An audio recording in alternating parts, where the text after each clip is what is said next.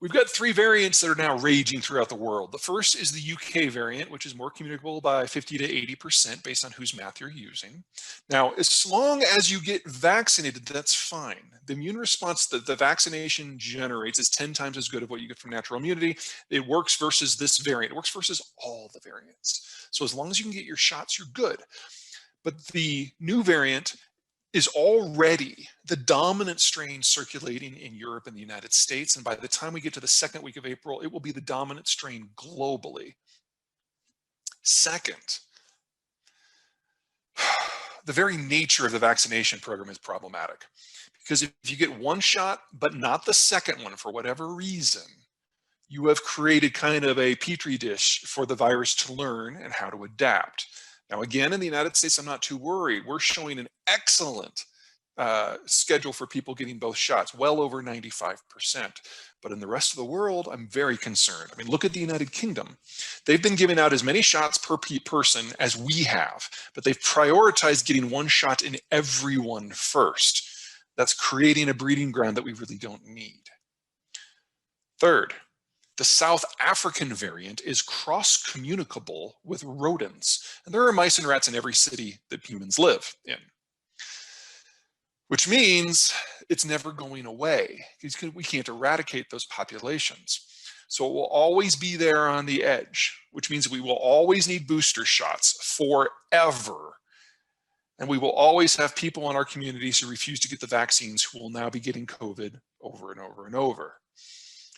The variant I'm most concerned about is the Brazilian one, because it at least in part bypasses pre-existing immunity.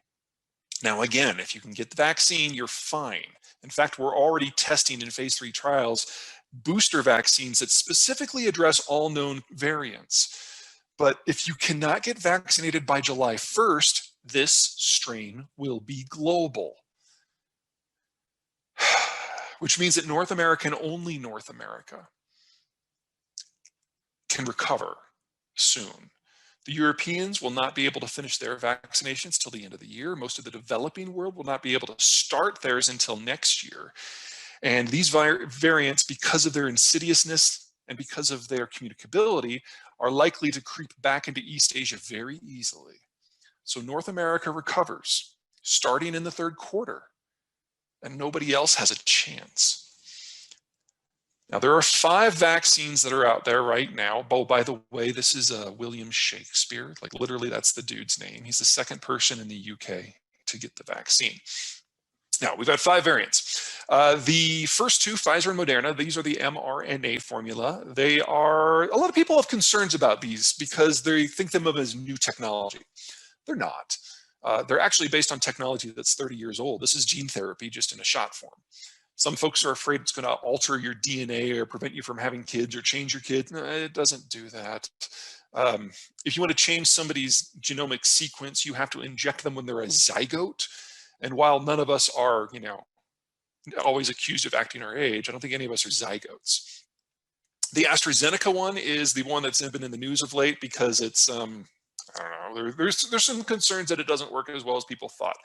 I can't comment on that specifically. I can tell you that AZ has never even applied for approval with the Food and Drug Administration for use in the United States because their data's kind of crap.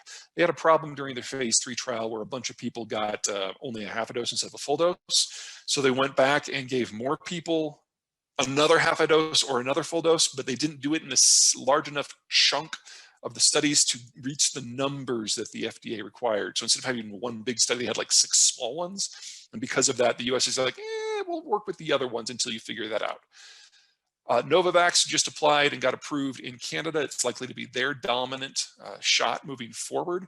And then the Johnson & Johnson one is the one I'm really excited about. It's the only one that's a single shot formula once and done, and it can be stored in a refrigerator, while the mRNA ones have to be stored in a freezer. So J&J is likely the one that's going to vaccinate most of the human population. Now, what this all tells me is right now, assuming no additional purchases, by the time we get to May 1st, there will be enough vaccines in distribution in the United States to fully vaccinate every American adult. We are likely to be able to get vaccines on a walk-in basis as soon as April 10. So this is almost done here. We'll then have a little bit of vaccine diplomacy with Canada and Mexico. We're actually shipping them some of our AstraZeneca shots right now. And both Mexico and Canada will then be fully immune probably by the end of July, maybe moving into mid-August for the Mexicans. And then we're done. Start worrying about boosters. But for the rest of the world, this is just the beginning. In fact, for the rest of the world, we're not even halfway. So the North American economic bloc recovers. But for the most part, no one else does. Now, say what you will about President Trump. One of the things he absolutely got right with his trade policy. And he set us up perfectly for this world that we're moving into. We have 5 trade deals: Mexico, Canada, South Korea, Japan, and the United Kingdom. Of those, the United Kingdom one is still in negotiation. It'll probably be finished this year. The others aren't simply signed, they're ratified, they've been implemented. And these are the 5 countries that you would want to be associated with in this world we're moving into. Collectively, they're the majority of our trade portfolio.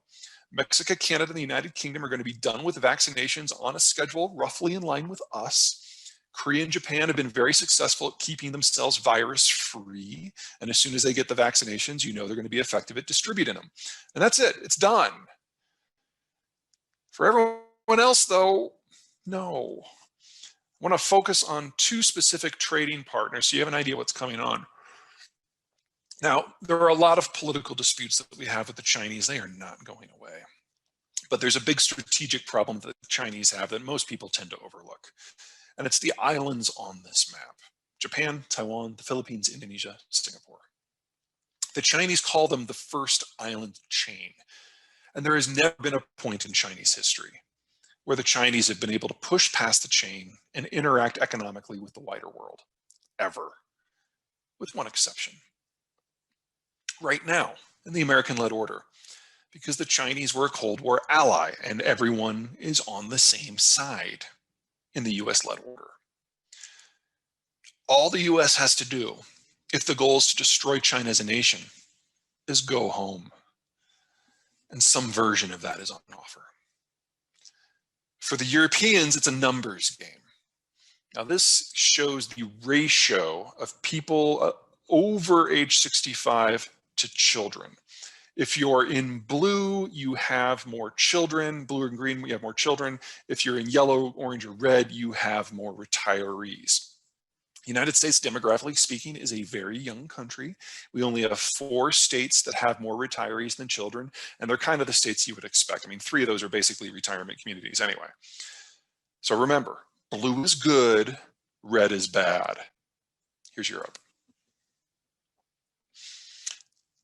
Europe aged past the point of demographic recovery 30 years ago, which means they've run out of young people to purchase the goods that they make. The EU is now an export union, and an export union cannot survive in a world without easy access to consumption-based markets in order to sell their products. A trade war with the Europeans was coming this year, regardless of who won the election back in November. Let's talk manufacturing. This is total value-added manufacturing in the United States. The arrows indicate where the value-added parts come from. The numbers indicate their value in billions, and they're color-coded based on their likelihood of surviving a world where the United States is not holding up the ceiling. Anything that's green is fine. Anything in yellow, figure a quarter of the components by value aren't going to make it. Orange, half, and red, write it off. The US has a lot of green, a lot of yellow, and no red. Now, that doesn't mean we're immune to what's coming, but when the total GDP exposure for the American economy is only about 10–12%, that's not all that bad. We can grow through that, particularly with some help from the Mexicans.